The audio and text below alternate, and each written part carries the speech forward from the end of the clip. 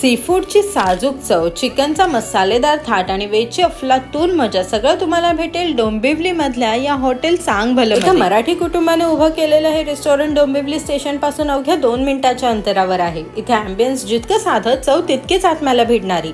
सुरुवात करूया चिकन थाळीने, ज्यामध्ये गरमागरम भाकरी, तांबडा पांढरा रस्सा, अंडा मसाला, सोल कढी आणि तोंडाला पाणी सुटेल असं झणझणीत सुकं चिकन मिळेल.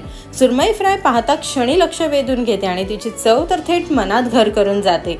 मांदेली फ्राय जितकी ताजी, खमंग आणि कुरकुरीत, तितकीच तिची चवही जबरदस्त. पायासूप एवढं भारी होतं की प्यायल्यानंतर मनात फक्त समाधानाची हुंकार.